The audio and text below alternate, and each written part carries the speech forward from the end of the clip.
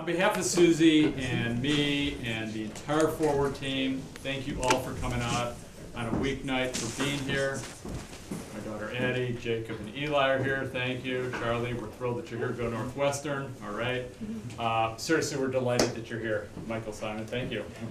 Northwestern Hill, I saw that as well. I think a few of you probably know that I am a big one for civility. I have been for ever. It's probably been the biggest issue I've had in the Jewish community for many years. And I was talking earlier with some of the folks who are here, and I don't know how many of you have been to the Abraham Lincoln Museum down in Springfield. Sounds like some of you have. There's a really good walkway when you go from one room to the next. And there are all these articles from when Abraham Lincoln ran for office, not just for presidency, but prior to that. And they're some of the ugliest editorials and newspaper things that you have ever seen in your life. And when I went there, I think I was with my son Jacob down there for a soccer tournament. As we're walking through there, it struck me that maybe things haven't changed as much as I think they have, except technology's changed in a very, very big way. Like in ways that are happening so quickly that we have no idea what to do with. And I was thinking about that specifically with the Jewish community. I mentioned I read a review the other day about, you may have seen this, about Weissman's new book. It's a Jewish history that just came out. And there was a really interesting story about the early 1840s with a synagogue in Charleston that burned down, and they rebuilt it with an organ. And the congregation was so unbelievably divided that the story ended with the rabbi being punched while trying to leave with the Torah. Amazing, but true. So I was thinking, bringing it to today, are things that much different than they were now? And I guess the thing that I would argue is that things have gone very personal, they've become very quick. And when I approached the Forward with Rachel and Jane and all the folks who were involved there, I said, would you be interested in helping me put together a program so that we could figure out how people with very different opinions could show and demonstrate that you can talk about issues in a civil way, not be personal, and it's really okay to hear somebody's viewpoint that you might not agree with. And that's one of the great strengths of the Jewish community. So really thank you to the Forward for putting this on. Jane, you're Adele to be willing to moderate it, and Peter and Bret, really appreciate you both coming in there. So thank you all for being here. I know because you're here, you're obviously interested in hearing these folks here as well. I want to introduce Rachel Feddersen, who is the CEO of the Forward. You've been with the Forward now for a couple years. She's a total treat to work with, and with no further ado, thank you. And Susie, thank you so much for, where is Susie? Hi, sweetie, that's my wife. She's adorable. Veterinarian to the stars. Thank you for doing all this. So thank you, David. Hello, everyone. David said all the nice welcoming things, because it's so wonderful to see this crowd in the middle of a week who's come here to engage with an interesting idea, a conversation about how to have a conversation. So just quickly about the Forward. I've been at the Forward for a couple of years. The Forward is the leading Jewish news and culture media organization in America. We are more than just the news. We really protect and strengthen the American Jewish soul with our independent journalism, and we are reader supported. So seeing people in the room who are, louder? I'm not even loud. Sorry, I'm usually too loud.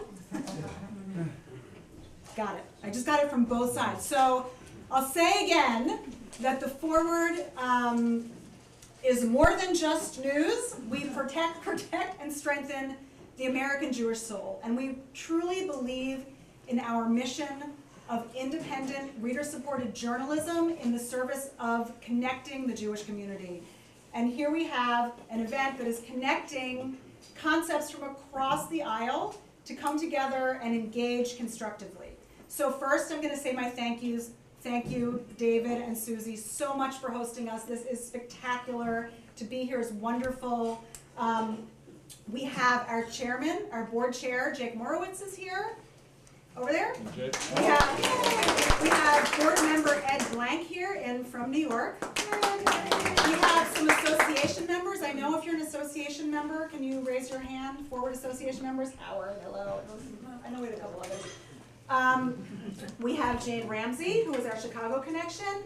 We have Robbie Kaplan, who is our head of major gifts. And we have our newest addition, Eden Lichtenberg, who is, where are you? Eden was, oh, there she is. Wave your hand. Where's Eden? Eden is our new Chicago connection. She's a Northwestern student who is going to be curating the Chicago Forward Facebook page. We have one. You should join it.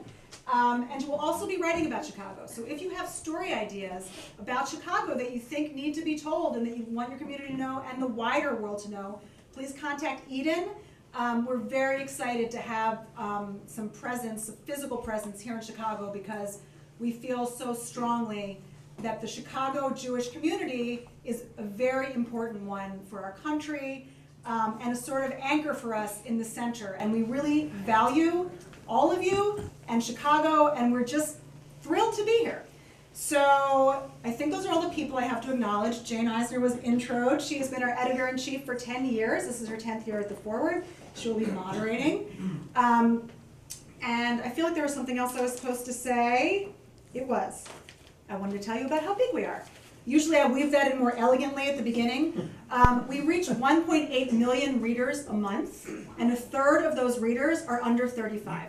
So when young Jews in America want to engage with their Judaism, when they're thinking about Jewish stuff, when they want to read about things in the Jewish world, when they want to sort of broaden their thinking, understand, or just frankly enjoy being Jewish, because we have a lot of fun pop culture content as well, they come to the Forward, and this is a stat that we have month after month, year over year. A third of our readership is firmly under 35.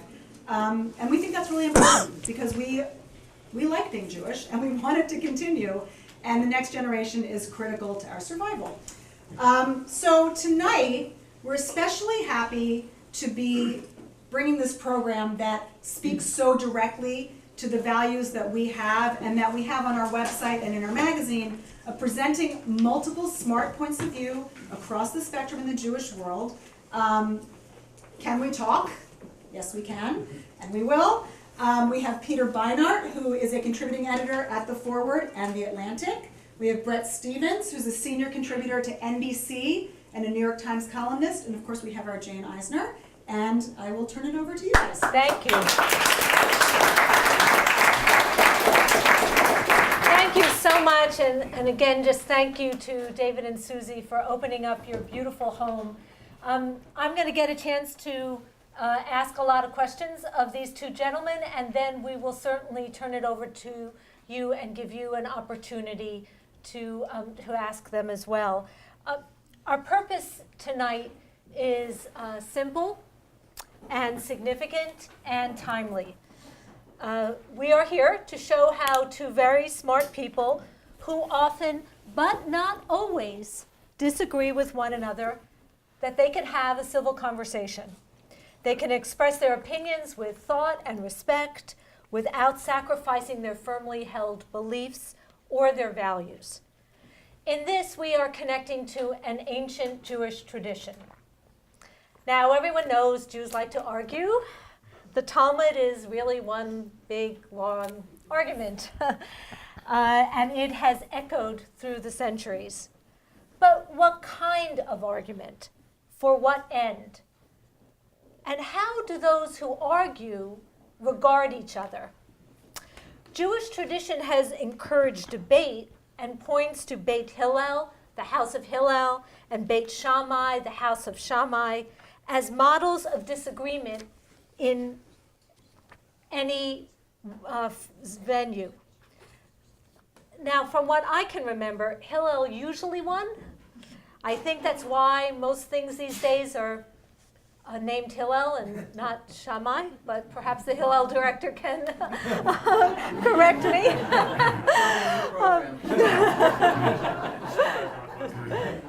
But I learned a very interesting thing. The Mishnah tells us this, that even though these two rabbis and their many followers debated just about everything, they did not hesitate, the followers, to marry each other. Even though they disagreed about how to make ritual objects pure, the Mishnah says that they frequently used each other's vessels. They shared the most important and intimate aspects of life, even as they argued incessantly. And so tonight, we're going to follow that model.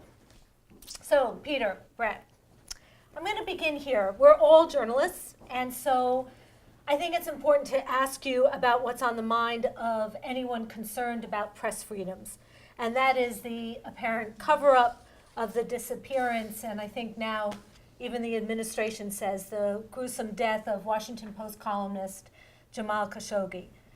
The Post published his last column today. I don't know if you had a chance to read it. It was really heartbreaking. But I want to ask you about the implications for Israel. Dan Shapiro, President Obama's ambassador to Israel, wrote this in yesterday's Haaretz. For Israel, this sordid episode raises the prospects that the anchor of the new Middle East realities it sought to promote, an Israel-Sunni Arab coalition under a U.S. umbrella to check Iran and Sunni jihadists, cannot be counted upon. And Shapiro went on to argue that for Israelis, the biggest blow in the fallout of Khashoggi's murder will be that Saudi Arabia has undermined the attempt to build an international consensus to pressure Iran. Do you agree? Who should start? Whoever wants. Go for it, Peter. I don't think there was ever an international consensus to pressure Iran, certainly not since the Trump administration walked away from the Iran deal. There was a temporary consensus for sanctions for a certain period of time to facilitate the negotiating of a deal. But once the deal had been negotiated and then the United States walked away from it, the coalition collapsed. And there's, I think, no prospect that I've seen anywhere that, that serious negotiations are going to begin or that coalition is going to resume. I think that Israel, there's no question that Israel has a strong kind of coincidence of interests with a number of regimes in the Gulf and other Sunni countries that feel threatened by Iran. But I think it's important for us to remember that this was never an alliance with the people of the Sunni Arab world. It's an alliance with a series of extremely repressive dictators who did not represent their people. To me, it's dangerous for Israel in the sense that it created the illusion, right, that Israel could have good relationships with the Arab world without, at the expense of the Palestinians, without ever having to resolve or make any serious effort at resolving the Palestinian question. I think that was always going to be an untenable project because although there were particular Arab leaders like Mohammed bin Salman who might have gone along with it, the Arab people themselves who feel a genuine sense of sympathy with Palestinians, Palestinians are after all an Arabic-speaking population, I think we're never really on board with that project. And I also think that the Saudis, even before Khashoggi, have been doing a series of things. People talk a lot about how Iran is destabilizing the Middle East. But I think you can make an argument that Saudi Arabia has done at least as much to destabilize the Middle East, right? The war in Yemen that the Saudis are perpetrating is now, by some accounts, the worst humanitarian disaster in the world. The blockade of the port, the main port of Yemen, has produced just savage and hideous humanitarian consequences for that country, and that the long-term effects will likely only be more radicalism, more terrorism. The Saudis have, one should blame the Iranians for supporting Assad in Syria, but the Saudis have supported jihadi groups that are also deeply, deeply illiberal. And so I think that this notion of building an alliance around Saudi Arabia, what Israel really should be doing, I think, is actually trying to find a path towards peace with the Palestinians, and through that, a peace with the peoples of the Arab world, not with a group of corrupt and very repressive dictators. Wow, that was a lot. Thank you, Peter. Bret, how do you respond? Well, I think the first thing to say, during the Bush administration, the second Bush administration, there was this term that was widely ridiculed, moral clarity. But I think it's one that we could use today when a great many people are saying that we shouldn't allow Khashoggi's murder to get in the way of a potentially fruitful alliance, not only between the United States and the new rulers in Saudi Arabia, but also between the Gulf states, the Saudis, and the Israelis. And I think that's very difficult to envision, much less support, when you have in Mohammed bin Salman, it seems, a man who's capable of carrying out such a brazen and savage kind of murder against not just, not an enemy of the state, but just a gadfly journalist who was seeking some documentation at a consulate. And I think we can't, I kept hearing after the death, well, it's the classic Talleyrand line, worse than a crime, it's a blunder. Let's focus on the crime and what it says about the kind of regime that we're dealing with in Saudi Arabia. That being said, I don't think anyone was under any illusion that the confluence, the coincidence, as Peter put it, of interests in the Middle East, particularly vis-a-vis Iranian expansionism in Syria, in Yemen, in Lebanon, in Gaza, and so on, was ever dictated by a values-based consideration. This was strictly interest-based consideration. So this was always a kind of a temporary alliance against a common enemy. And I suspect that isn't going to change no matter what comes out of the Khashoggi, what, if anything, comes out of the Khashoggi investigation, simply because Iran is still going to be there. People forget that in just the last month or so, we have pretty hard evidence that the Iranians tried to blow up a meeting of Iranian dissidents in Paris. So let's bear in mind we have two very ugly regimes at work, at least two very ugly regimes at work in the Middle East. So I think that alliance is going to continue, but I think that any thought that it is going to deepen into something more significant is fanciful. Riyadh and Jerusalem and Abu Dhabi and Kuwait and so on will see eye to eye only with respect to one particular menace, but not with others. Peter, do you want to respond? No, I agree with that. I do think that First agreement of the night. I do think that Keep score. I'm not it's very. I don't claim to be an expert on Saudi Arabia. It does seem like Mohammed bin Salman was more, at least from reporting. Bret may have more inside information than I do. Perhaps more sympathetic to the Trump peace plan than his father.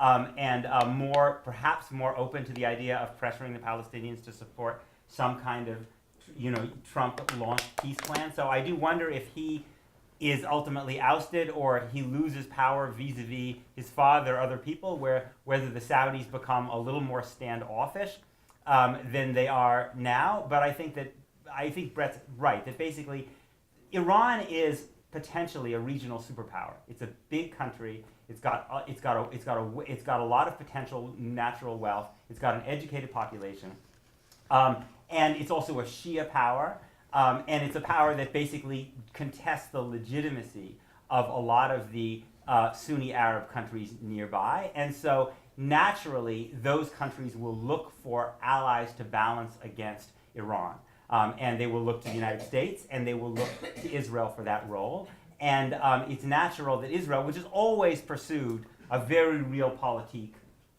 foreign policy, will, I think, see the potential values of that as well. So you mentioned the Trump peace plan. Let's stay with that for a moment. Shapiro's successor, David Friedman, and Jason Greenblatt and Jared Kushner, we are told, have been working on a peace plan for more than a year now, a plan to end the Israeli-Palestinian conflict. Does it exist? The plan, that is, not the conflict. The conflict we know, but does the plan exist? Bret probably knows better than me. You'll be surprised to learn that they talk to me about as little as they talk to you. I'm not known in Trump circles as a great friend of their. I don't know if it exists, but I don't think it particularly matters, and it doesn't matter because the conditions for a peace agreement that's viable on on the ground, not just as a paper agreement, I think are as far from reach as they've ever been. So there might be a plan, but any plan right now is going to be stillborn. And here I suspect Peter and I will disagree. We could go on, all night. But they're stillborn because Palestinian politics are fundamentally dysfunctional, and the most that Israel can possibly concede under any realistic Israeli government of the center-right or center-left is less than the Palestinians at this moment are prepared to accept. And so that gap is unbridgeable, and it's going to require very different Palestinian leadership, and I think a very different set of animating impulses among Palestinian people, and broadly different conditions, not only in Israeli politics, but regionally, to persuade the Israelis that it makes sense to replicate in the West Bank the experience that proved to be so sour with the Gaza Strip.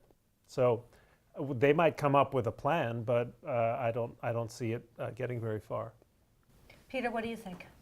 I agree. I mean, not for all of the same reasons, but I agree with the top line. Oh my God. So we're doing well for now. I would just say, and Bret and I have talked about this before, I don't think it makes sense to think about Gaza as a precedent for a peace agreement with the Palestinians, because one of the critical factors in Israel's unilateral disengagement with Gaza was precisely that. It was unilateral. There was no peace agreement. The Palestinians were never had to commit themselves to anything. In fact, they would not have assigned a peace agreement in which Israel withdrew its settlers from Gaza and essentially doubled down in the West Bank. I think that I think that for us to be in a place where we can have really serious negotiations will take fundamental changes among both Palestinians and Israelis. On the Palestinian side, it will require a more legitimate political leadership. The Palestinian, every Palestinian I know is disgusted by both of the Palestinian political parties of Hamas and Hamas and Fatah, and desperately wants a unified and accountable Palestinian leadership. And there's only one way you can get a unified and accountable Palestinian leadership that has some legitimacy, and that's the way that any people legitimize their leaders, is through elections. You have to have elections among Palestinians for a legitimate leadership. And that means that Palestinians are going to have the right to vote, not only for the politicians that Israel would like them to vote for, but also for politicians that Israel would not like them to vote for. If Israelis have the right to vote for candidates who oppose the two-state solution, not only Naftali Bennett, but the Likud party has always, on record, opposed the two-state solution. Palestinians also have the right to vote for political parties that oppose the two-state solution. If Palestinians, any group, whether they support the two-state solution or not, commit acts of terrorism or violence against Israel, Israel, of course, has the right, like any country, to defend itself and respond. But I think you need a legitimate Palestinian political process in which Hamas, as well as Fatah, and independent candidates can vote to create a legitimate Palestinian leadership. Probably the most likely person to win that election if they were held today, if he were let out of jail, would be Marwan Barghouti, who actually does support a two-state solution, at least according to the last interview he did. So that's on the Palestinian side. On the Israeli side, there's no... You're forgetting, just if I can interrupt, one finger interruption, there's a third Palestinian party. It's the British Labour Party. But now, you don't know how can they vote in the Palestinian elections? That will be the real question. I think on the Israeli side, the truth is that there is a strong political consensus in Israel for the status quo. The status quo works fine for Israelis. And the political costs of disrupting that status quo for any politician in Israel. Politicians generally don't like to take very dangerous leaps in the political unknown that could end their political career unless they are forced to. And Israeli politicians are not forced to, because the status quo in Israel's doing great economically. It's not really, and I think better, not really it's not isolated around the world. And the costs of controlling the millions of Palestinians that Israel controls in the West Bank, and actually controls in Gaza too, since Israel remains the occupying power in Gaza, according to international law, actually are relatively low. The reason is you have a Palestinian Authority that essentially acts as Israel's kind of security subcontractor. So Israel doesn't have to pick up the garbage in Palestinian cities. It doesn't have to catch car thieves in Palestinian cities. It doesn't have to run the educational system. It doesn't even necessarily have to arrest Hamas guys. If there's some Hamas guy running around that Israel's worried about, Israel can call the PA. And the PA will, much of the time, not always, if Israel has to, it'll do it itself. But oftentimes, Israel can actually rule this area with much less cost and risk. The PA is a great deal for Israel. It's funded largely by the Europeans and outside contributors, and it means that Israel doesn't have to go back to the days before the first Intifada, before Oslo, when Israeli 18 and 19-year-olds had to patrol every Palestinian village and town. Sooner or later, I think the Palestinian Authority will collapse. It has no legitimacy among Palestinians. It was only created to be the embryo, for their point of view, to be the embryo of a Palestinian state. They didn't sign up to basically police themselves forever in order to make it easier for Israel to rule them. So sooner or later, I think the Palestinian Authority will collapse. And that will probably leave chaos in its wake, which will cause a big security problem for Israel. And then when Israel has to face the cost, the financial cost, but also the human cost of directly controlling the West Bank, of sending its young people to walk through the dark alleyways of every Palestinian city and village, I think then Israeli politics may change. It's worth remembering the Oslo process itself, right, largely was the result of the first Intifada, when Israel realized that it could not continue to directly control the West Bank because the price had gotten too high. So I think these fundamental shifts will need to take place on both sides. So, Bret, what do you think about this idea that it would be, if you will, a third intifada that may break open the whole process? Well, I was editor of the Jerusalem Post during much of the second Intifada, and that did more to destroy the prospects of a negotiated settlement or solution than anything else. And I think a third Intifada, if it resembles the second rather than the more peaceful first one, would be an absolute catastrophe for a two-state settlement, which, by the way, if any of you have heard me speak, I have never given a speech in which I have not made a pitch, often to an unsympathetic audience, for a two-state solution. So I don't think it's going to be a third Intifada that is going to do it.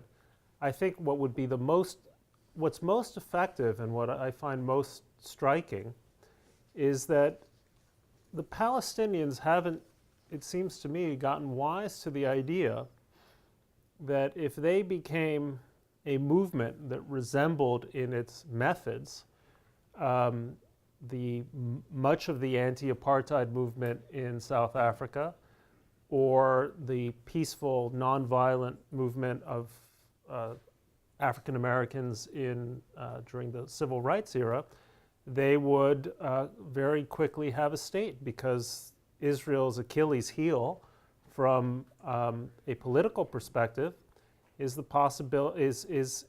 fact that Israel can be politically shamed by sincere, genuine, committed, sustained, nonviolent political action. And no one has done the Israeli right a larger favor than Hamas and other violent actors in Palestinian politics, who continue to demonstrate that if they gain control of territory, if they gain control of weapons, they use them to take aim at the Sderots and other, Israeli towns and cities. I remember in Tom Friedman's book, Beirut to Jerusalem, he kept on talking about Shmuel, whoever his grocer was. It was Shmuley or Shmuel or, I don't know, Moshe, his grocer. Now, what's Shmuel's view, right? Shmuel's view is, if you vacate territory and they start shelling you, it tells you something. So what do you do to persuade that grocer of that something can shake loose? And I think that's going to require a couple of changes. I think, number one, Palestinians are going to have to become, in a big way, profoundly disenchanted with the path that Hamas has led them down in Gaza, of using, cynically and recklessly using Palestinian civilians to achieve their political ends to no advantage of ordinary Palestinians. And they're going to have to reject Fatah as well, which is really just a corrupt, gerontocratic kleptocracy that has, I mean, gerontocracies are great. I'm all for, you know, the 80 plus set. But not this particular one with Mahmoud Abbas and the people who surround him. So there's going to have to be some sense of exhaustion among Palestinians themselves with their own politics, and a real desire to show the Israelis that a Palestinian state would be a net asset to regional security. So far, they simply haven't made that case. And until that happens, we're not going to have a solution. So is this, Peter, please respond. So maybe this is a point where we can have a little more disagreement if we've been denying you that. I think there are a couple points I would make. But first of all, it's worth remembering that the African National Congress was not nonviolent. In fact, Nelson Mandela was one of the critical things he did as a young man was turn the ANC into an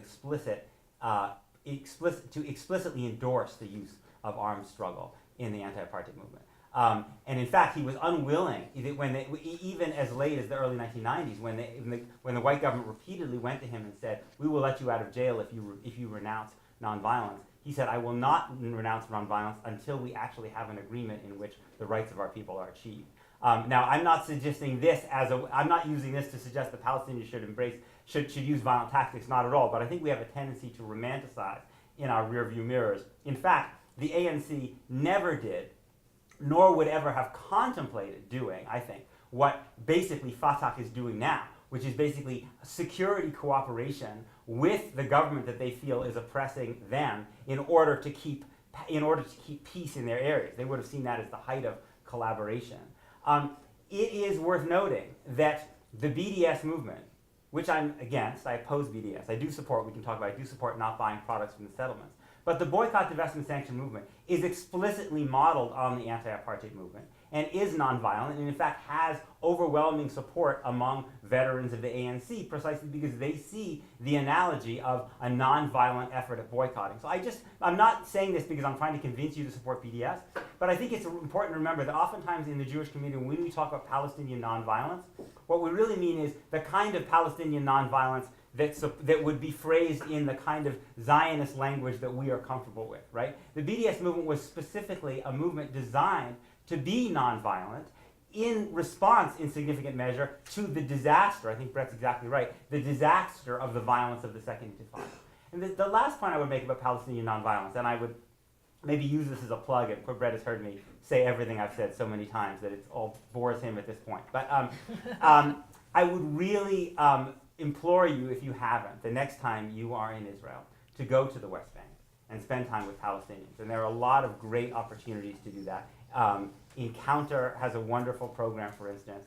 I think, although your first reaction might be, this is incredibly dangerous and scary to do this, I know Jane's daughter, who is pretty openly Jewish, has been to Gaza 6 times. My son and I were walking through with my Palestinian friend, Isa Amro, the Palestinian market in Hebron, just by ourselves. It would have been trivially easy to do anything we want. The truth is that most Palestinians actually really don't wake up in the morning wanting to kill Jews or be killed by them. And what you will find if you go talk to Palestinians, if you go to talk to people like my friend Isa in Hebron, or you go to talk to the Tamimis in Nabay Saleh, is that there's a lot of nonviolent protests going on. It's true there are sometimes people who throw stones, and that's very unfortunate. But there's also a lot of actual people who just come out and protest again and again and again. And what happens to them? They go into a military court system where they could be indefinitely detained. And with a military court system that has a 99% prosecution rate. And in fact, most of it never really makes the American papers or the American Jewish papers at all. It's actually a pretty common feature of Palestinian life. It's true, most of it is small scale. Palestinians haven't managed to do kind of one massive march, and there's a lot of reasons that they've not been able to organize that. I wish they would. But there is a lot of Palestinian nonviolence, and the truth of the matter is, Israel responds to that nonviolence by locking people up in military courts and by firing tear gas and rubber bullets. Well, My friend Issa himself has 18 counts against him before the military court right now. And the guy is so committed to Gandhi and nonviolence that he has actually talked Palestinian teenagers with knives in their hands out of going on stabbing attacks. Please.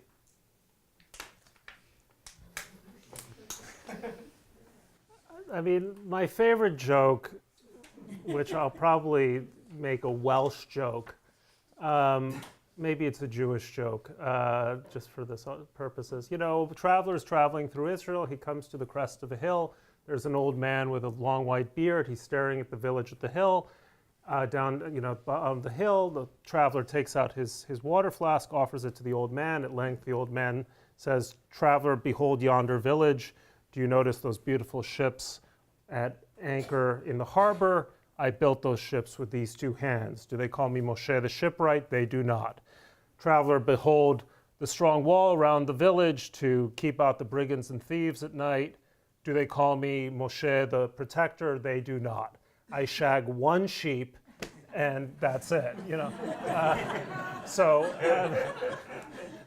So I mean, I take Peter's point, but that there's a great deal of I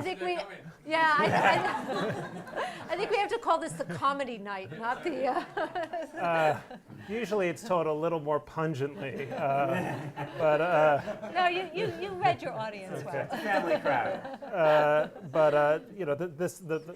the tragedy of Palestinian protest is that it is not associated with your friend Issa or what is undoubtedly a certain amount of, or a great deal of Palestinian nonviolent protest.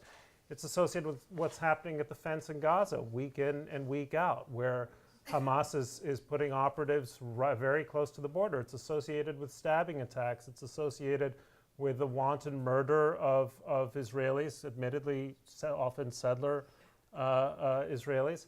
And until that ends, that impression is going to be the dominant one in Israeli minds. You're absolutely right. The ANC never gave up the armed struggle, but I don't remember the ANC carrying on the kind of violent attacks that you see on a daily basis in the West Bank or in Gaza. I'm aware of the history in Namibia and so on, but had the ANC gone about stabbing South African whites, randomly here and there, we would probably still have an apartheid regime.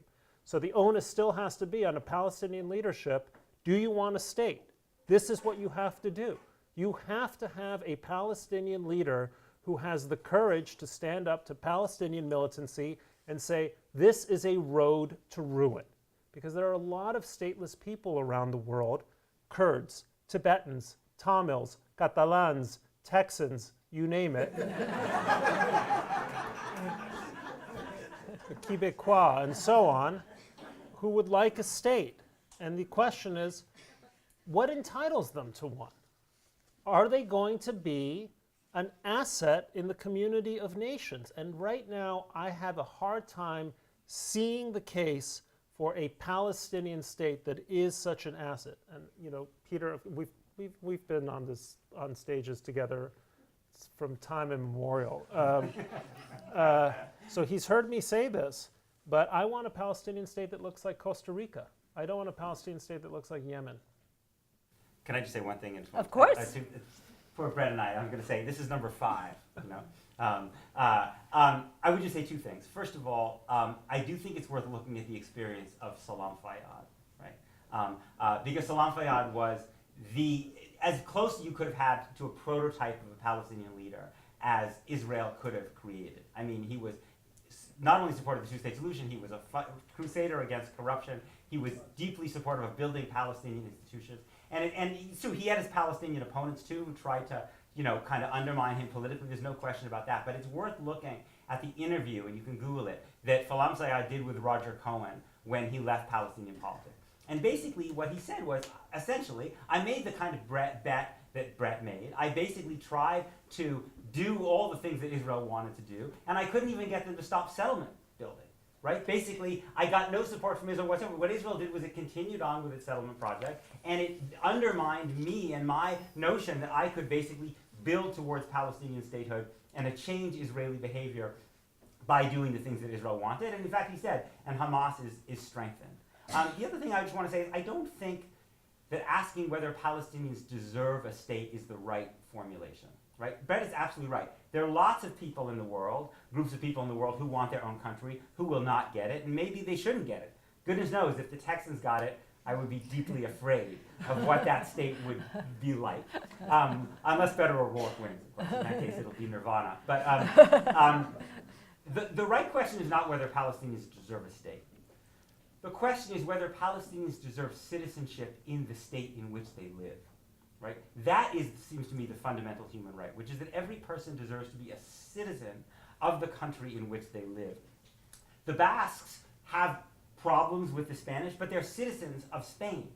They have passports, Spanish passports. They can vote in Spanish elections, right? The problem for the Palestinians fundamentally is that they live under the control of Israel, right? In the West Bank, certainly, the IDF and the government and no other army can go into any square inch of the West Bank it wants, any time that it wants.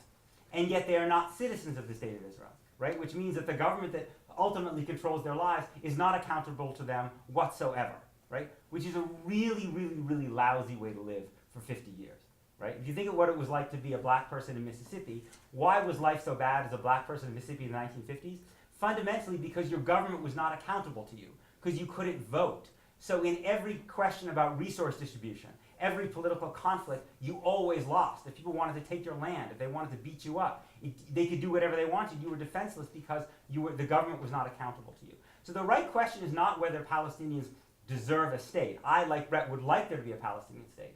The right question is, do Palestinians deserve to be citizens of the country in which they live? And if you foreclose the possibility of a Palestinian state, right, you basically eat up so much of the land in the West Bank that a contiguous Palestinian state becomes impossible, then the natural response of the Palestinian movement will be to simply say, okay, we will not have a state. We want citizenship in this state in which we live. And that's already, I think, the movement that the Palestinian population is, the younger generation of Palestinians are moving. Well, you're not asking the right question. I mean, I get, obviously, I understand the point that you're making. One might equally ask the question, what is effective citizenship in Egypt? Are they, in an effective way, citizens of the state in which they live? Are they participating in political processes, decision-making, gaining rights, and so on, and exercising the rights and responsibilities of citizenship as we in the state of Illinois, or well, maybe not Illinois, but elsewhere in America recognize it. No one doubts that in the long term there's a real interest in having a Palestinian state, both for the sake of the Palestinians, but really the point I thought you were going to make is for the sake of Israelis. The real case for a Palestinian state, frankly, isn't whether it serves Palestinians well or ill. The really powerful case, if I may sort of put myself in Peter's shoes for a second, is how it serves Israel's interests, because it's Israel that at some point in the future is desperately going to want separation from the Palestinians, and separation ideally on terms that are workable and honorable for both sides. But the reason we care about it in this room, quite frankly, I don't know how many Palestinians are here, but I suspect the reason we really care about it is that it's in the long-term interest of Israel. The whole question is when and how. Right? That's really it.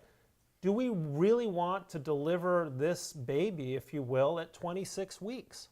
Probably not, because we are afraid, if I can use that analogy, we are afraid that the consequences are not going to be the ones that we want. A healthy, if you will, Palestinian child with a future ahead of it.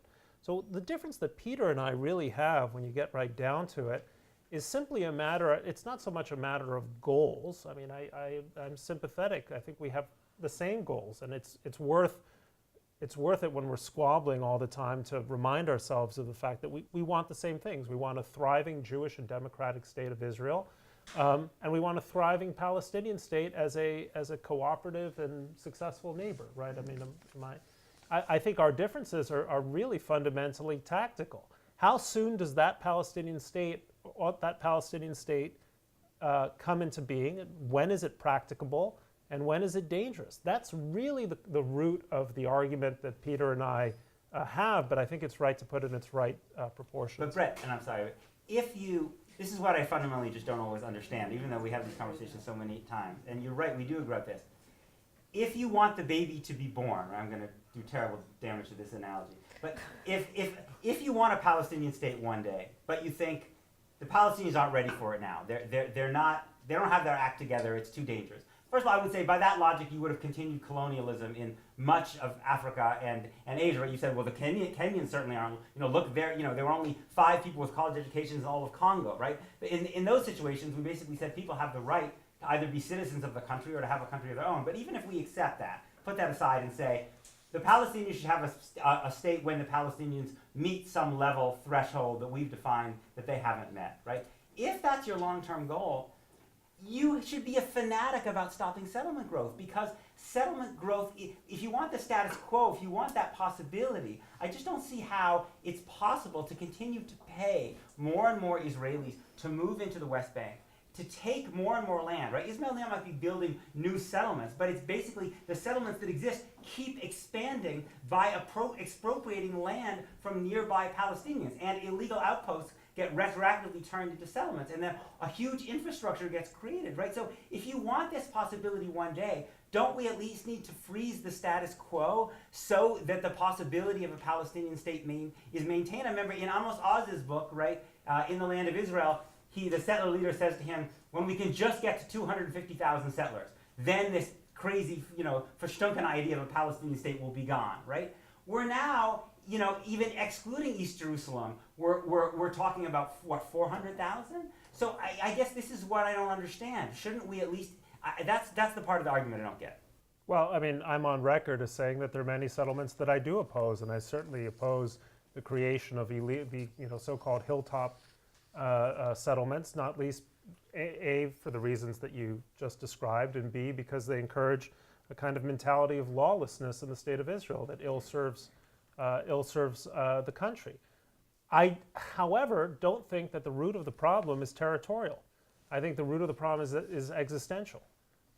If the root of the problem were territorial, and this is another source of disagreement, okay, I think we would have seen a very different result from the, unilateral disengagement from Gaza. It would have been something to build on rather than an object lesson in the dangers of simply vacating territory to a political entity which had nowhere like the kind of maturity that it required in order to set up some successful municipal polity in Gaza. So the idea of settlement growth, in terms of the well-established settlement blocks, population growth there, doesn't really bother me. And by the way, it's not territorially a massive thing. It's not like suddenly it's become Karachi and it's endless. You're actually all of you have been to the West Bank. It's largely empty, okay? So I don't think that really is the defining issue. The defining issue is, to me, whether a critical mass of Palestinians are prepared to live in an enduring relationship with a Jewish nation state as their neighbor, and I don't see I don't see that happening. One more point: every time I hear about Salam Fayyad, I always think of Dmitry Medvedev, and if we had just invested more in Medvedev, he was so great, he was a real reformer, unlike that bad guy Putin.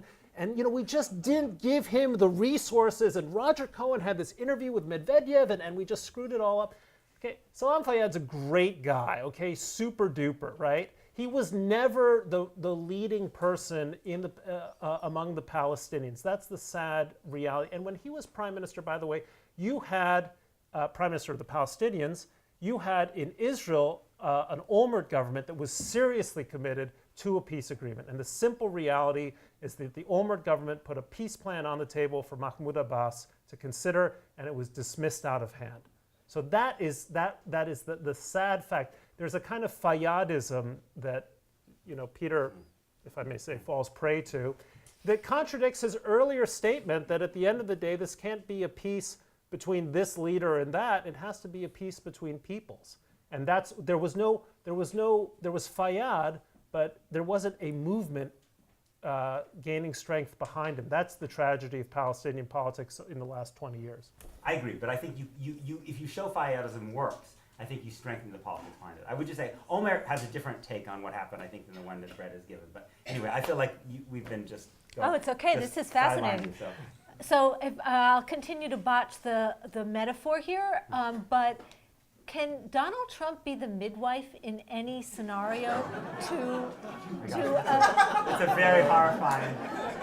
I think the answer is a clear no. No matter what scenario one is imagining, metaphorical or not. But seriously, what are we to make of his seemingly very close relationship and his administration's close relationship to the Netanyahu government?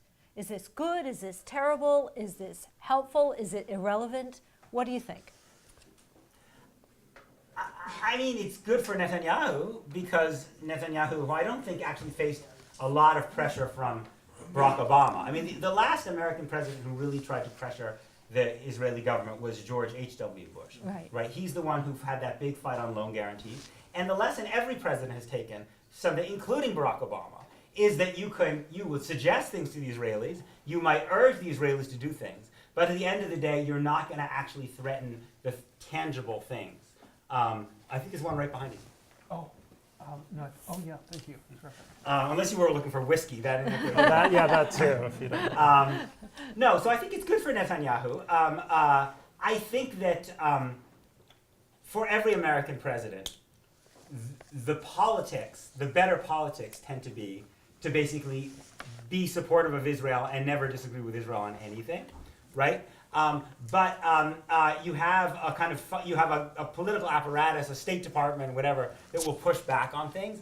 I think because Donald Trump has kind of emasculated a lot of that permanent bureaucracy, that in some ways what's good politically, and especially given the really extraordinary influence that Sheldon Adelson wields with Donald Trump, because I think he was one of the few people who really stuck with Donald Trump after, and Steve Bannon has said basically, after that the Entertainment Weekly tape came out and all the Republicans were bailing. Sheldon Adelson, I'm going to say the guy's a great investor. He basically said, no, I'm doubling down on Donald Trump, and it's paid enormous dividends. I think that one of the consequences is that it is accelerating a shift that was already underway in the Democratic Party. The shift in the Democratic Party was already to become more critical of Israel, but I think it's accelerated that.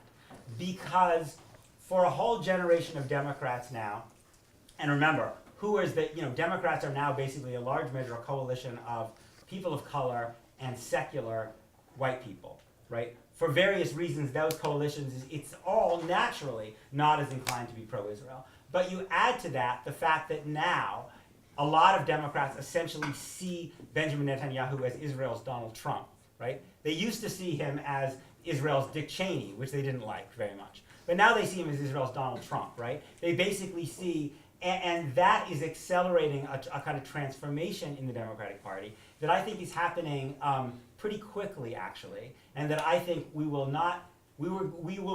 find ourselves in the next Congress where for the first time there's a significant faction of the Democrats in Congress who are to J Street's left.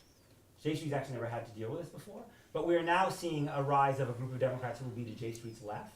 The J Street will represent the center of the Democratic Party, and there will be a significant faction to J Street's left. And I think maybe that would have happened anyway, but I think it's happening faster because of the Netanyahu, Trump, Adelson, David Friedman, etc. relationship. So wait, is that a significant portion? I mean, there seems to be some debate here. There's no doubt that some of the candidates who look like they're going to win next month are way to the left.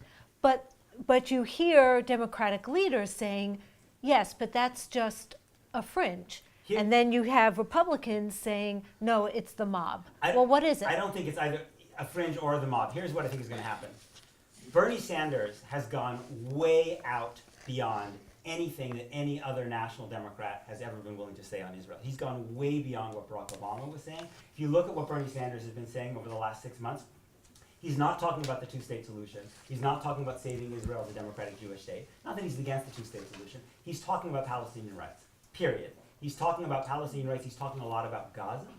And Bernie Sanders is betting that just like Donald Trump exploited the gap between the Republican Party elites that were pro-immigration and pro-trade and the Republican Party base that was that was anti-immigration and anti-trade, that Bernie Sanders is going to do the same thing in 2020 on Israel.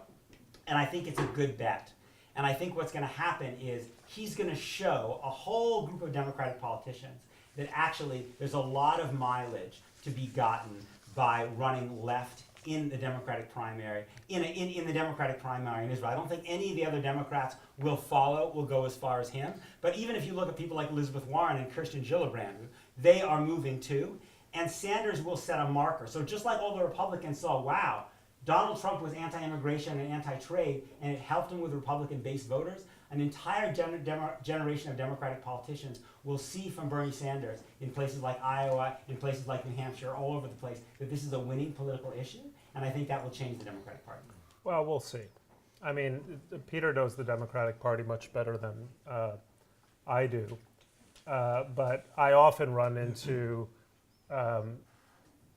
left-wing Democrats who feel very differently when it comes to Israel because they recognize that a Palestinian movement that's represented by Hamas isn't a kind of a liberation movement in the tradition of Nelson Mandela.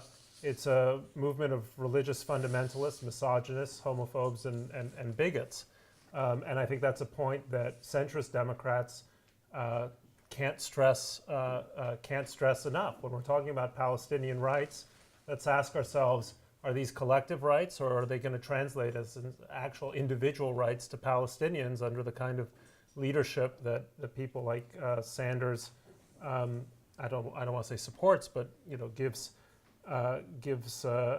credence to. Now, going back to your original question, I think there's no doubt that Trump's warm embrace of Bibi has alienated a lot of Democrats simply on the principle that if Trump is for it, you're going to be against it. But Bibi, believe it or not, is not going to be prime minister forever. Israeli politics. Really? We'll see, but he's been there for coming on 10 years now, and it won't be forever. And Israeli politics will find a different set of leaders, and American politics will find it as well. And I don't think that what Trump has done vis-a-vis Israel has actually been all that terrible. I mean, I'm on record as opposing Trump in more ways than I can count, but the move to Jerusalem, of the embassy to Jerusalem, was not, in fact, the apocalypse. There's the embassy, and here we are, more or less having the same conversation, except we now have an embassy that is in a place where American law has demanded that it be for the past 20 years. Supporting Israel is a very easy case to make for Americans of all stripes because, well, what is the alternative? Do you want to support a striving, imperfect, but nonetheless healthy democracy whose Supreme Court just allowed Lara Al-Qassem, a SPJ activist, to come and study at Hebrew University, or do you want to, support the other guys? People kind of understand that. Now, I can't do, simply because of what my politics are, I can't make the sort of representations that I think are essential within the Democratic Party, within the liberal orbit, as to why Israel has to remain a liberal case, not so much for the sake of Israel. Israel will be fine, but for the health of liberalism. I don't think liberalism stays liberal if it increasingly supports illiberal movements masquerading as movements of national liberation. And I hope that there is still a healthy center in the Democratic Party. I think there is one that can make that case and isn't going to allow the Sandinista wing of the party. That's not my. I'm sure someone else has said it. Someone else has said it, but the Sandinista wing. It's actually appropriate. A guy who takes his honeymoon in the Soviet Union, I don't understand. that wing should not become the dominant wing of the party. By the way, if it does, hello Trump in 2021. So we're only weeks away from what some people say could be the most consequential midterm in our lifetimes. You have both expressed different views on the bitter process of the elevation of Bret Kavanaugh to the Supreme Court. And I'm just wondering if we can talk a little bit about the impact that may have on voter turnout and enthusiasm. Bret, you ended up lauding President Trump for standing up to what you saw as Democratic bullying. And Peter, you wrote in the foreword and elsewhere something very different, talking about the lies that you believed Kavanaugh expressed. And I'm just wondering if you could tell us what you think now, in hindsight, are some of the lessons for American democracy, and what impact this might have on not just the elections, but on the court. Where Do you want to start? Sure. Actually, the more significant piece I wrote about Kavanaugh was in July, right after his selection, his nomination, in which I asked the Democrats, or I raised a question about the wisdom of a strategy of making Bret Kavanaugh the defining issue of the midterms. Democrats could have run a very smart strategy of saying to their caucus, look, it's a conscience vote whatever you think based on Kavanaugh's judicial philosophy or your views of his personality, but vote how you want. But this midterm is going to be a referendum on 21 months of nonstop chaos and national embarrassment and other things associated with the Trump presidency. Instead, they went for a strategy wholly centered on Kavanaugh, which was guaranteed to lose them the Senate. I don't understand why the Democratic Party thinks that the Heidi Heitkamps of the world don't matter. It reminds me actually of what a great Illinois Democrat once said, 1952 or 1956. Some woman said to Adlai Stevenson, "Every intelligent American is with you, Governor." And he replied, "Madam, thank you, but I require a majority." Which is why he got trounced twice. So the Democrats made that mistake. Then they compounded a mistake with, I think, was a certain amount of rank demagoguery before Christine Blasey Ford's allegations, and then they trebled or tripled down on the mistake, not simply by contenting themselves with the powerful allegations brought forth by Dr. Ford or Dr. Blasey, but by then giving credence to an increasingly lurid set of allegations of dubious or doubtful credibility that made it seem like a witch hunt. So in this case, although I dislike the quote, the Talleyrand line, "Worse than a crime, a blunder," seems pretty apt. Did they blow it? Did the Democrats blow it, Peter? I think when it comes to the Senate, politically, Bret is certainly right, because so many of the Senate seats are taking place in very red states where Trump won. The partisanship and the raw kind of culture war, right? Heidi Heitkamp wants to be talking about foreign policy and Trump's tariffs, right? So it's true. It's definitely hurt the Democrats in the Senate. It hasn't really hurt them in the House, actually. They're because the House races are taking place in more kind of purpley districts. The Democrats are not suffered. In fact, they're even a little better off than they were on. But in the Senate, it's definitely hurt them a lot. And so I think that the political calculation that Bret is making, from a purely political standpoint, for the Senate is a reasonable case. But parties don't only have minds; they have hearts. They have activists who really care about stuff.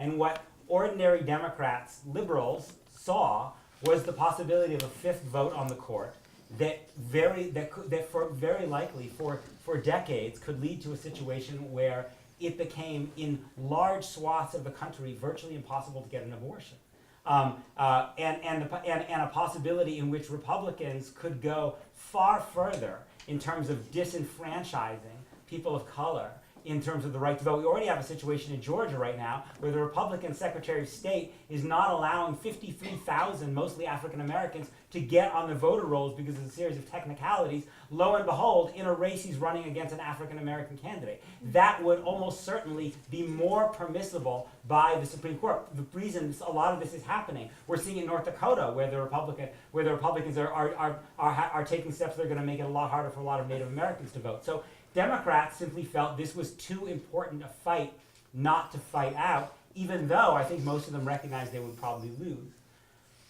On the Kavanaugh part, I have a kind of a dissenting view on this. I don't think the Kavanaugh fight was a low moment for the United States Senate. I don't think the fight was a disgrace. I actually think it was a sign of progress. Because for most of the history of the United States, in a place like the United States Senate or any other powerful institution of American life, a woman who had a credible allegation of sexual assault would not have been heard at all. The alternative in American history is not a civil process in which women's allegations of sexual assault are credibly investigated. Our history for our entire country, up until very recently, has been no serious investigations whatsoever. What happened is that women now have enough political power in the United States in the wake of the Me Too movement that they were able to force the Senate to actually reckon to some degree with Christine Blasey Ford's testimony, to reckon even more seriously than they had done with Anita Hill.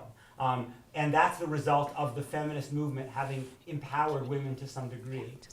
But ultimately, Brett Kavanaugh was still able to get on the court, despite, it seems to me, it seems to me barely controversial to say that Brett Kavanaugh lied under oath.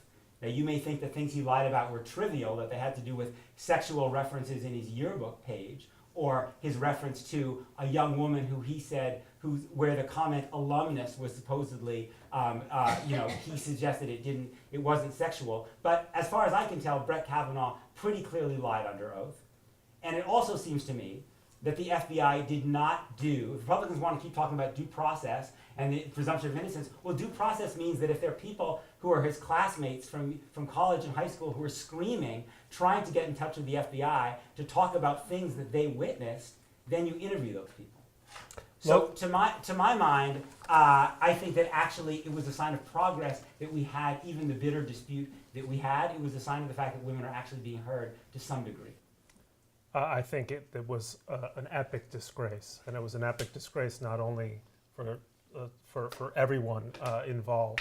If Dianne Feinstein hadn't simply sat on the information that she had, but had shared it earlier with the FBI, then Dr. Ford's dearly held wish not to be in the limelight could have been honored. An investigation could have taken place. And you think that would have been a serious investigation? Well, listen, when Jeff Flake, decided to go for the FBI investigation, all of my colleagues at the time said, "Thank you, Jeff Flake, for at least allowing this, to happen." I don't know how serious an investigation it would have been, but it would have been more serious than the week-long investigation that we got. It might have been more comprehensive, and it might have allowed a different outcome. We don't know. But sitting on an allegation like that, knowing that it's going to be you're going to use it politically at the last possible minute, I think was dirty politics at its worst. It hurt Kavanaugh, and it certainly hurt Dr. Ford. So I don't think this was a great moment in terms of Me Too or in terms of the way the Senate comports itself. And I got to say, God help us, God help all of you if your next job promotion becomes dependent on something someone saw you do when you were a junior in college, and not criminal, by the way, just stupid or foolhardy. Everyone says, well, this is a lifetime appointment. If you just sort of in a Kantian sense, just take that logic to the next step. What kind of country are we going to be, especially now that so many of us, so much of our lives is being digitally recorded, moment by moment, when your worst moment can be frozen and then magnified and then weaponized and then spread digitally around the world so that everyone knows Jane Eisner, by that time she was like shooting those tequila shots. I'm just making this up. I'm sure she would never have done anything of the sort in Cancun. I mean, whatever, okay? And you're going to say, like, well, I'm Jane Eisner. I'm like this really good journalist who's a lifetime of, whatever, excellence. And there you are, dribbling tequila down your chin, right?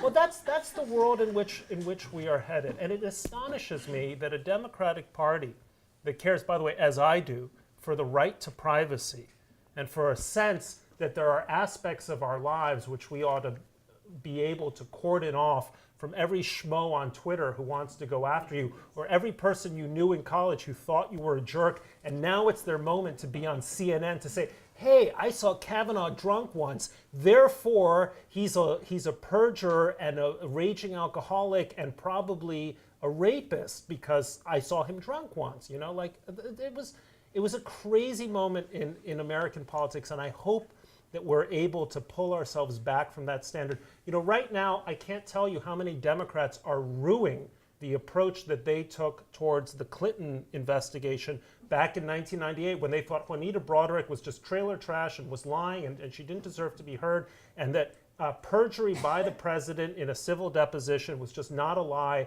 that was worth taking seriously. And now they're eating their words, and mark my words, in 10 or 15 years' time, many Democrats will be eating their words about this too. One very last point. Go back to 1988 and see what Democrats were saying about Anthony Kennedy, how he was going to roll back Roe v. Wade, and he was going to be a disaster for civil rights. Go back to 1990 or 91 when the same thing was said about David Souter. Go back to 2005 and the same thing is said about John Roberts. I know every party has to have a heart. You're absolutely right, Peter. It also has to have a mind. I just have to.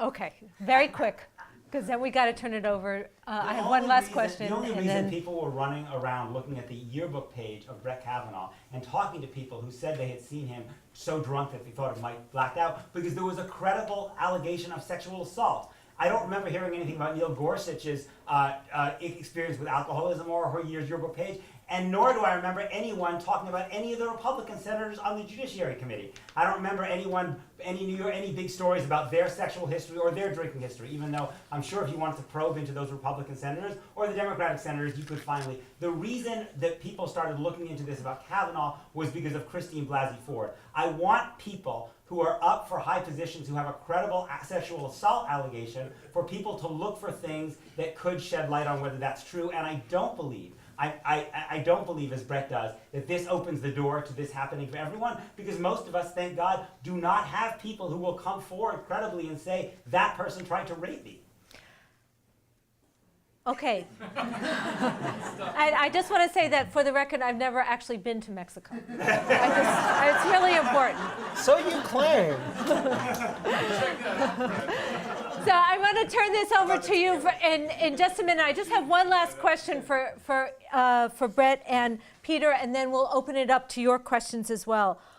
What's the one thing you wish the other side understood? Should I go first? Please. All right. Well, I mean, other than the fact that I don't have fangs, I don't support mistreatment of women, I'm not a misogynist, and so forth and so on. I think one thing that drives me nuts in a lot of the debates that, not with Peter, but debates I have, is that the imputation is usually you're either an idiot or a knave, which is you just don't understand the point here, or you have some devious purpose. And I think that ill serves the quality of argument in the United States. I think I really understand the points that Peter makes when it comes to domestic politics, when it comes to Israel. I think they're intelligently made. I think there's a whole structure of fact and logic that stands behind them. I disagree. And it ought to be possible for you to say you understand the point completely and still disagree. Now, I gave a speech in Sydney last year. It was called The Dying Art of Disagreement. And one thing I said in the speech is, if you want to disagree well, you first have to understand well. And what I've tried to do in grappling with arguments on the other side, and Peter's arguments too, is to at least do him the courtesy of really thinking through what it is that he's saying, because I think that Peter is one of the finest advocates for his worldview. So it's worth attending to what Peter has to say, because I think I'm going to get the purest and smartest expression of precisely the argument that I suspect I might disagree with, and at the same time keep an open mind that it's just possible that I'll read him and say, yeah, you're right. And that's not something that I ought to foreclose in my mind. So I guess that's the point I would make, that I always wish the other side would extend that courtesy to me.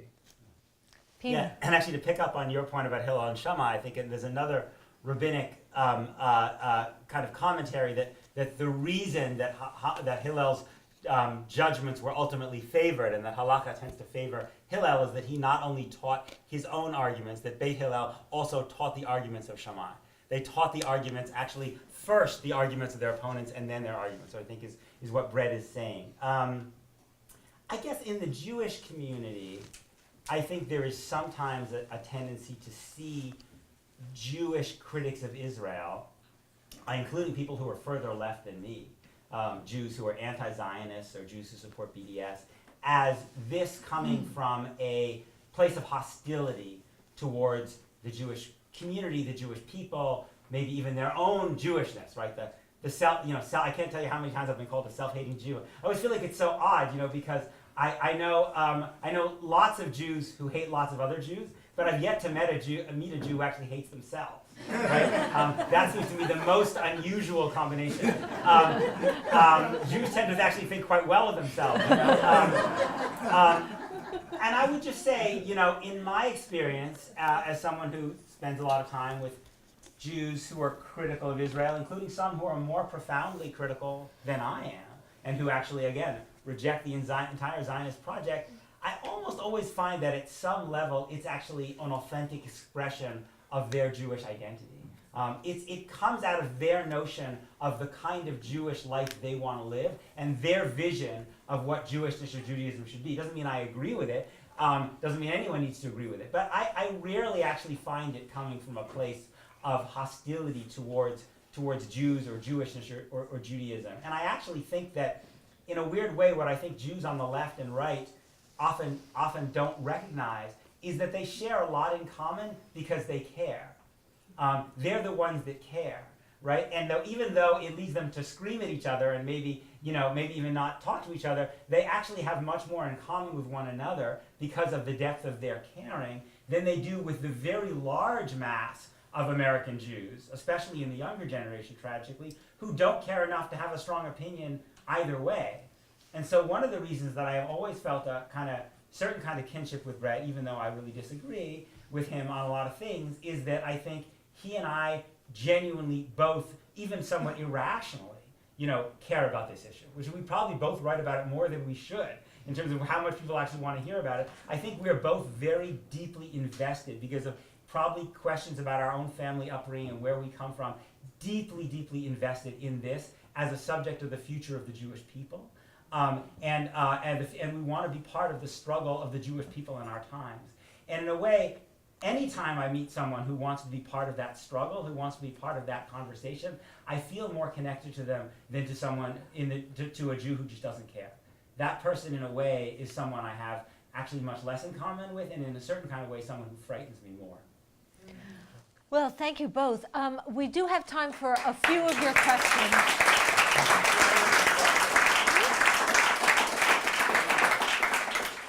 Can I do the host prerogative? You bet. Great, okay. Really good op-ed in the Forward today, and it dealt with, you may have seen this, a University of Michigan student who feels stuck in the middle. Yes. Stuck in the middle because on the one hand, she has a lot of folks who she's very interested in connecting with, but because of intersectionality issues, she's not accepted in the progressive community. And then on the other hand, she's very much pro-Israel, but feels that the mainstream Jewish community isn't really coming out in a balanced way that makes her feel part of that. So I think, Bret, maybe I would direct this starting with you, and that is, What would be your recommendation to the mainstream Jewish community that is losing some of the younger folks because those people are perceiving our generation as not perhaps being balanced related vis-a-vis Israel? So, love your thoughts. I guess one point, the conversations about Israel tend to be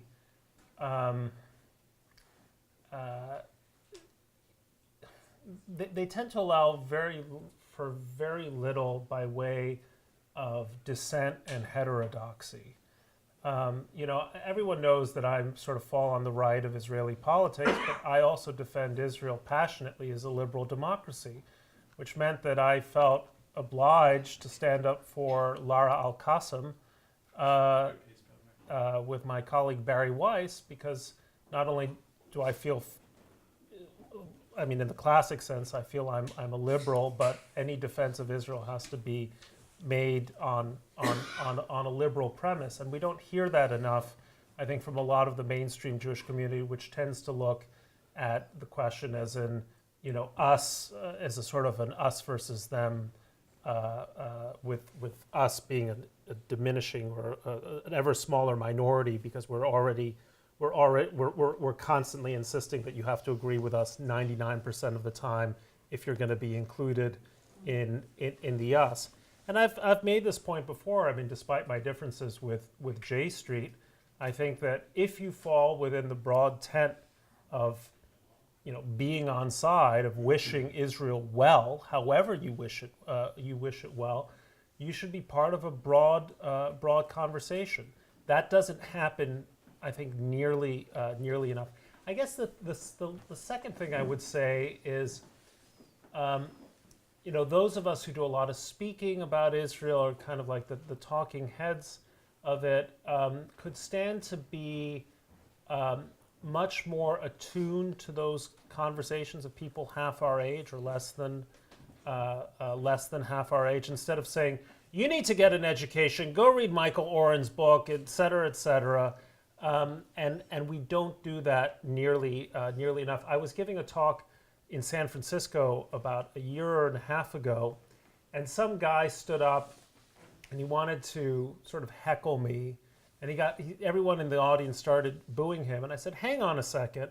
I answered his question, and then he had a follow-up question, so they were booing him again. I said, look, I think it's unfair to everyone in this room that you should ask all the questions, but I swear to you, if you stay, don't leave, if you stay, after this is over, I will talk to you for as long as you like. Just give other people a chance to ask their questions. And we did that. And we didn't have we didn't come to terms, over his views, which were sort of verging on BDS, but at least he felt that I gave him the time of day and that I honored my word to engage him. Yeah, I agree. It's amazing. I get, I'm sure Bret gets, sometimes incredibly hostile emails, and one of the things that I find fascinating is that I feel like the people never expect me to respond, but if I actually respond and say something, that is respectful, I feel the second email is often completely different. It's often apologetic. I was walking with about a year ago, I was walking with my kids to shul down West End Avenue in New York. This guy comes up to me, and he's walking with his kid to shul, and he says, are you Peter Beinart? And like an idiot, right? Like a fool, I say, yes, I am. How nice to be recognized on my way to shul. And he says, I think your politics are shit. I was like, wow, that's not my idea of a good, Shabbat walk to shul. But I didn't say anything because, my kids were there anyway. And then 6 months later, I'm walking down Broadway, and I hear this voice, and this guy saying, Peter, Peter, and I turn around, and I'm like, do I recognize that guy? And he's like, don't you remember me? And I'm like, no. He's like, I'm the guy who said that thing. And I'm like, oh gosh, now I'm going to see you again. And he said, you know what, I was feeling bad about that, actually, and I appreciated that you didn't really respond in kind, there. And so again, it's just funny how I think almost everybody has different facets to who they are that come out in different circumstances. And then if you do what Bret did, which is you take a bet on the fact that there's some decency on the other side, most of the time that's actually what you get. I would just say on this, I think that one thing that the Jewish community could do that it doesn't do on college campuses is actually teach about Zionism. Because I think what happens is the Palestinian groups are not just anti-settlement. I think Bret will be, they're anti-Zionist.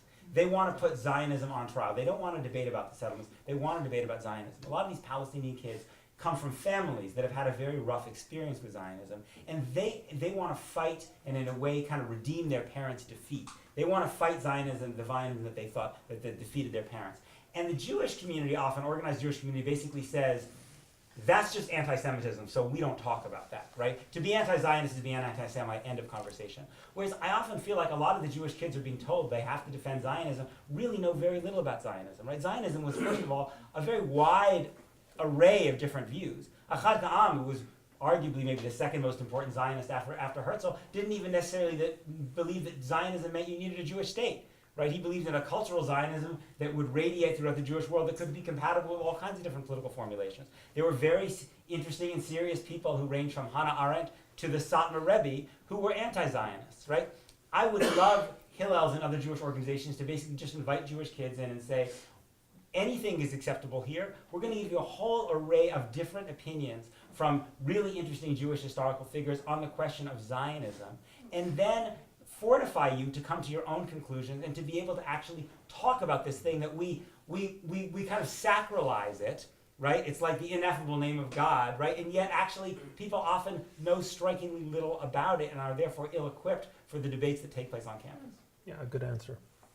Great, well, thank you. I ask one question? Of course. And it's to Peter. I was following your experience in the airport in Tel Aviv. Could you give I know people want to go, just a brief description. And can you go back to Israel now, or would you go back to Israel? I certainly would. And I actually think I'm probably I'm probably the person in the world that they least want to give a hard time with. If I go to Ben Gurion and some poor person at Ben Gurion starts to give me a hard time, I will say to them, please don't do this, because your prime minister has already half apologized to me, and I know this won't turn out well for you. I learned one very interesting lesson, which I think Bret will appreciate having kids from the experience of Ben Gurion, which is the frightening power of technology on kids. Because when we were in this detention room, it wasn't scary, but it was a little weird and unpleasant. So I had the brilliant idea that my son should start writing his Dvar Torah for his bar mitzvah, which is in January, because I've been nagging him to do it, and he hadn't done it. Like, here we have an unexpected, undisclosed amount of time with nothing to do. So work on the Dvar Torah.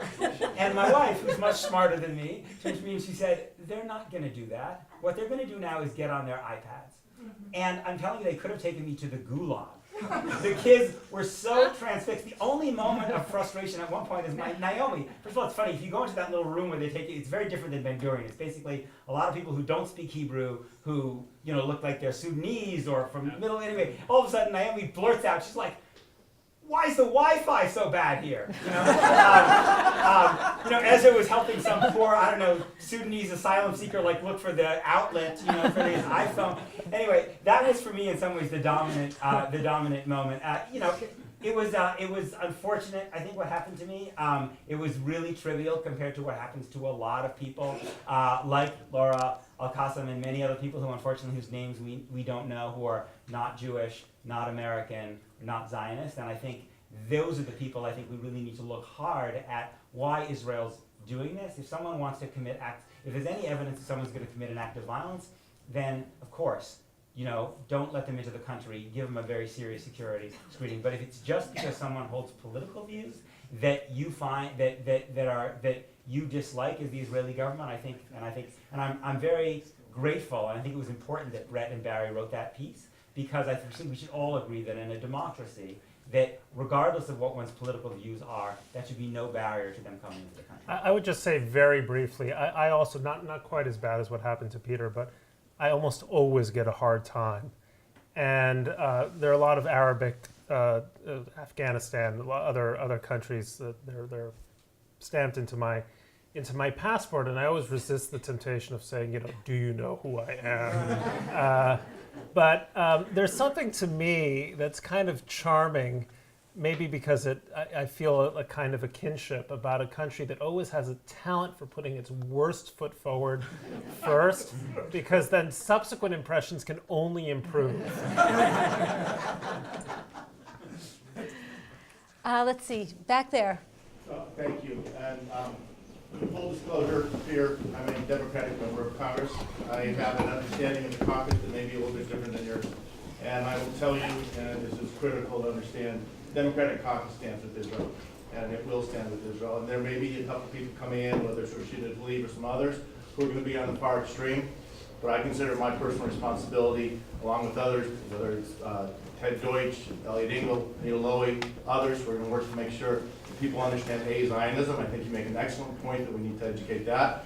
But B, the importance of the U.S.-Israel relationship. And I think in that context, and I'm going to get to a question, I think it's really important that, in my mind, there's three existential threats to Israel. One is Iran in all of its forms, whether it's nuclear or on the border with Syria. Two is if the relationship in Congress between Israel and the United States becomes partisan. It is the bipartisan relationship, the fact that Democrats and Republicans can work together, the fact that I, as a Democrat, can work with Mark Meadows on putting forward legislation to bring together literally the entire Congress to support that. We have to maintain that, irrespective of who's in power, who's in the Speaker's chair, or who's in the White House. And we have to work on that. My third concern is if we have schisms in the Jewish community, whether it's the Israel Jews and the diaspora or within our community here. So I want to thank you for being here tonight and working across that, but we need to make sure that we all stay in one voice and one people, fighting for this. As you said, we all care about Israel. We love Israel. We're coming from different perspectives and places. We have to listen to each other. I don't have to prove someone wrong to be confident in my own beliefs, but I'm not certain of anything I know, not to listen to what others have to say, and I think we have to work more to that.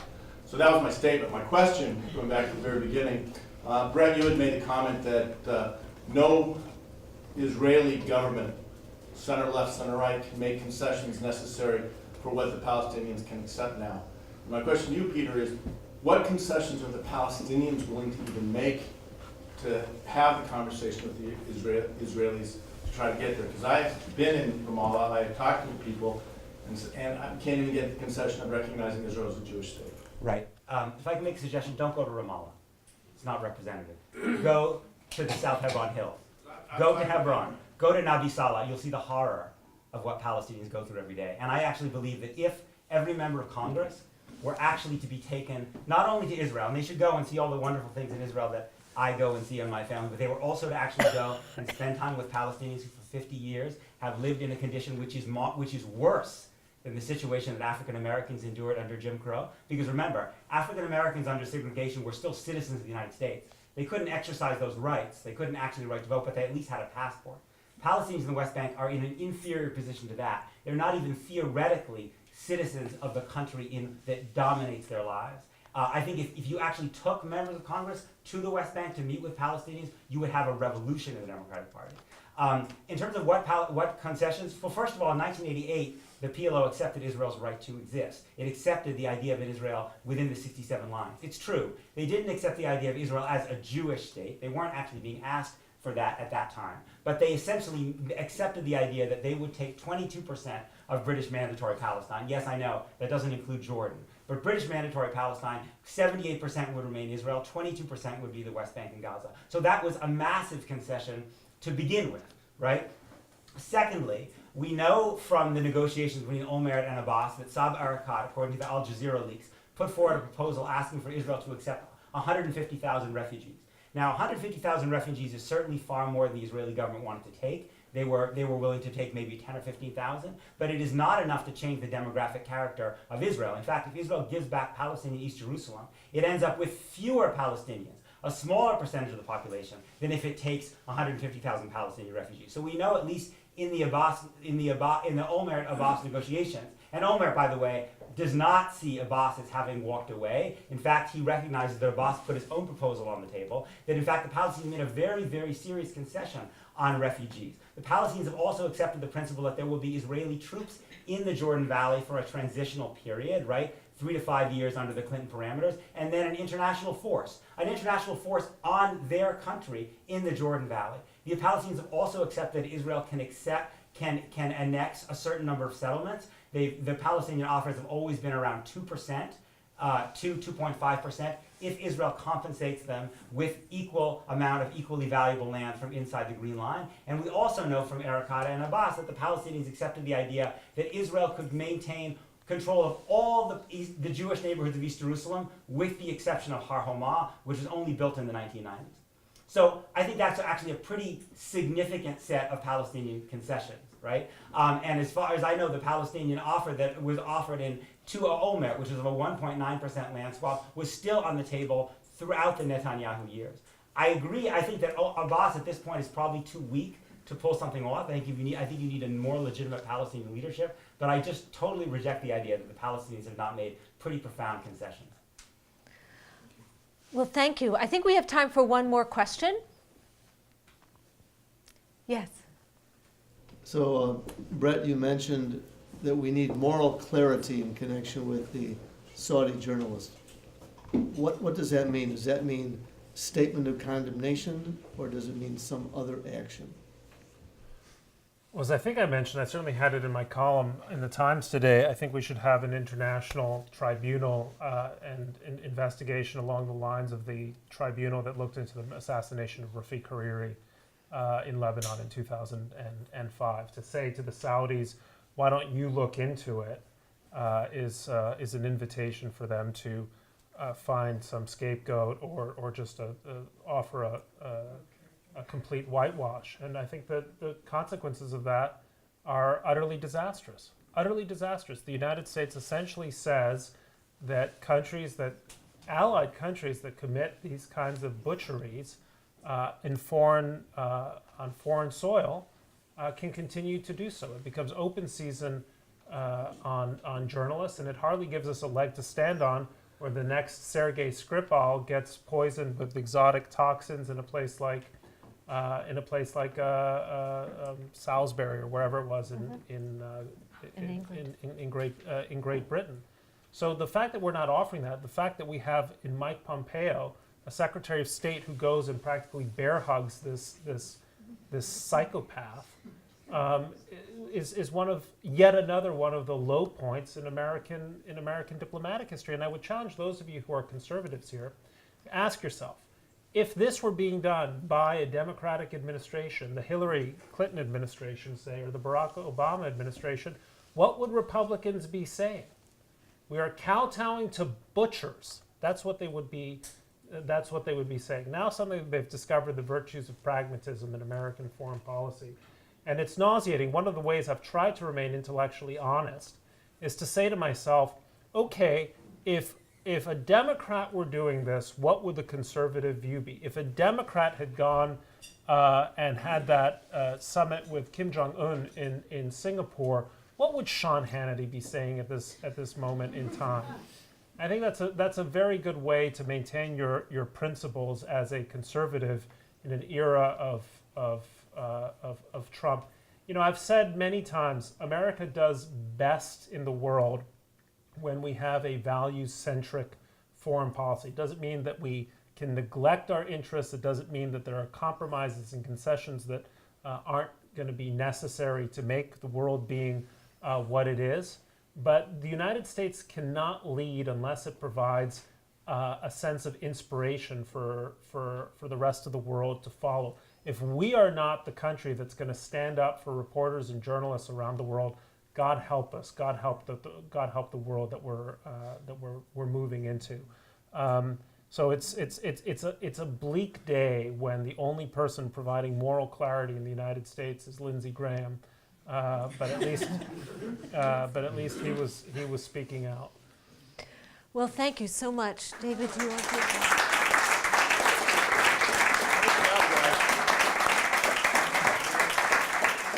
Oh, can I make one more small pitch? Okay. And the other thing you have to do, since this just came out, okay, this is a book, Fight for Liberty, Defending Democracy in the Age of Trump. There are about 30 essays from distinguished contributors of the center right as well as the center left. It is meant as a primer for high school seniors or college freshmen interested in understanding what why there's such a thing as a free world and a liberal world order in the best sense, and why it's worth defending. And this just came out yesterday with essays from Bret Stephens, Ann Applebaum, Gary Kasparov, John Meacham. I don't know why we didn't ask you. We should have asked you. Anyway, it's on Amazon, and you gotta order this because otherwise I will come after you. Great pitch. Guys, so, hold on one second. Whoever's in a car in the drive at HJS. Yes, yes. Okay, someone else needs to head out. Okay. Beautiful. Thank you. Hey guys, Thank you so much. just bear with me for a couple, 1 or 2 more minutes. First of all, thank you all for coming here. You all did a phenomenal job. Really fantastic. Thank you for being here. Jane, good job. I'm totally low-key about this, as you know. If you are interested in supporting the great work that the Forward does, I think right on the counter as you leave, there are probably envelopes there. Any support that you give the Forward, any interest that you have, phenomenal. For those of you just learning more about the Forward, go check it out online. You can check it out not only directly, you can subscribe. I get it in my inbox every day, really cool pieces that I love. By the way, sometimes I get stuff that I don't love, and you know what? That's really okay also. So I encourage you to do that. Really appreciate it. Thank you for the Forward for putting this on. Susie, thank you again. We still have food and drink. Do whatever's good for you, but anybody who's got to go, please do so. Enjoy. Have a great weekend. Thank you so much.